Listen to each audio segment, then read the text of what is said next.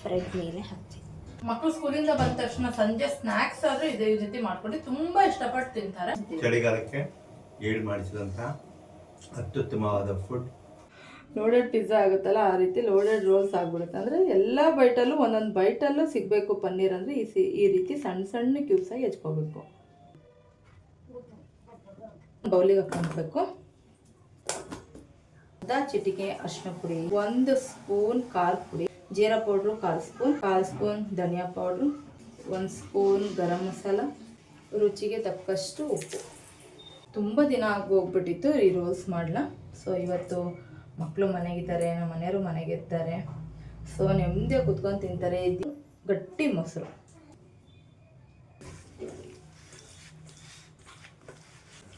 ಇದಿಷ್ಟನ್ನು ಒಂದು 10 ನಿಮಿಷ ಮ್ಯಾರಿನೇಟ್ ಮಾಡೋಣ.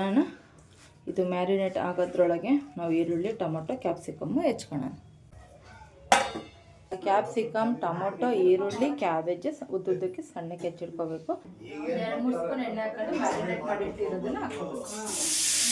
ಸ್ವಲ್ಪ ಪನ್ನೀರು ಸಾಫ್ಟ್ ಆಗೋ ತನಕ ಫ್ರೈ ಮಾಡ್ಕೊಂಡು ಈಗ ಹೆಚ್ಚಿರೋಂಥ ಟೊಮೊಟೊ, ಈರುಳ್ಳಿ, ಕ್ಯಾಪ್ಸಿಕಮ್ ಮತ್ತು ಕ್ಯಾಬೇಜು ಹಾಕ್ಕೊಂಡು ಚೆನ್ನಾಗಿ ಮಿಕ್ಸ್ ಮಾಡ್ಕೊಂಡು ಒಂದು 5 ನಿಮಿಷ ಬೇಯಿಸ್ಕೋಬೇಕು. ಇದು ಸ್ಟಫಿಂಗ್ ರೆಡಿ ಆಯಿತು.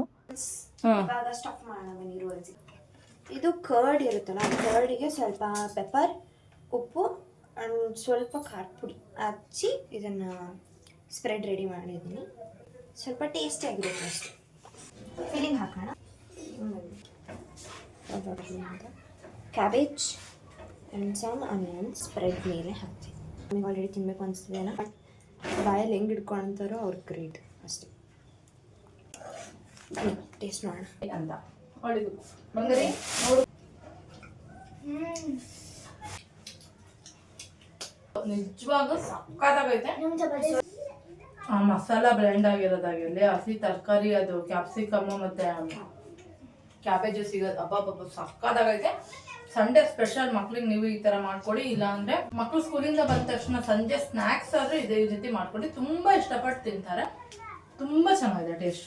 Thank you mummy. I like papa. ಪರಮಾದ್ಭುತವಾಗಿದೆ. ಪೂರಕವಾದ ಧನ್ಯಗಳು. ಬಹಳ ಚೆನ್ನಾಗಿದೆ. ಚಳಿಗಾಲಕ್ಕೆ ಏಳು ಮಾಡಿಸಿದಂಥ ಅತ್ಯುತ್ತಮವಾದ ಫುಡ್. ಆಮೇಲೆ ವೆಜಿಟೇಬಲ್ಸ್ ಇರೋದ್ರಿಂದ ಆರೋಗ್ಯಕ್ಕೆ ತುಂಬ ಅನುಕೂಲ. Thank you. ಇಷ್ಟೊಂದು ಮಕ್ಕಳಿಗೂ ಕೊಡಿ.